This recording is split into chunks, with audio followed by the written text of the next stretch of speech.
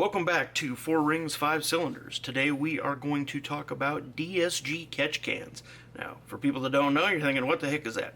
Okay, on the Audi RS3 and the TTRS, the 7-speed dual-clutch gearbox can kind of throw some dual-clutch fluid out of the breather that's located in the engine bay when driven hard, especially with a lot of hard launches, and it makes a mess. It gets all over everything in the engine. It's just nasty. It doesn't really hurt anything. It's more, just cosmetic, and that much more you have to clean up. So, there's a few companies that make solutions for this problem. IROS Motorsports makes a really great catch can, nice billet aluminum piece milled out, a little bit on the pricey side, but if you're not wanting to go down that road. Then another company, I believe Elite Motorsports, also makes a more budget-minded version, not nearly as fancy as the IROS one, and certainly cheaper to make. This particular one is sort of a DIY solution that I've seen a few people kind of go down this road, or at least something similar. It's made up, in this case, of 4 individual pieces. The center main sort of tank here is from Joe's Racing. I got this particular one from Summit, since there's a gigantic Summit store and warehouse right here around me. And it comes with a filter already on top, but I swapped it out to this K&N one. I thought it was a little nicer looking. It probably doesn't function any better, though, realistically. And then there are 2 different adapters I had to come up with to get down to the size I wanted.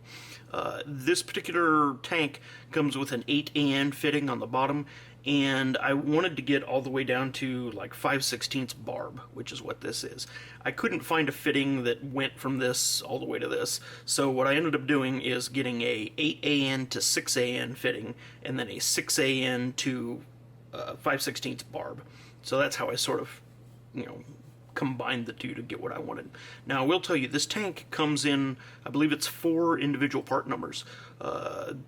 The bottom here, which is, like I said, an 8AN fitting on this version, also comes in, I believe, an NPT thread version, and then the mounting piece on the back here comes with this flat plate as one option, and then there's a curved sort of tube mount piece for mounting to like tube frame chassis cars, or potentially even like a roll cage bar. So collectively, between those variations, that ends up being 4 total part numbers. So if you're going to replicate this, make sure you get the right one for your particular needs. Now, this particular plate doesn't magically mount up to anything specifically in the engine bay of the RS3 or the TTRS. I'm actually holding off trying to get this mounted up until APR releases their intake, because I want to see what kind of space I'm going to have to mount this. Should be fairly straightforward, though. I mean, it's a flat plate. Even if I had to come up with some kind of little angle bracket, not a big deal. I will go ahead and list the part numbers and links to where you can acquire these pieces if you're interested in going down this road.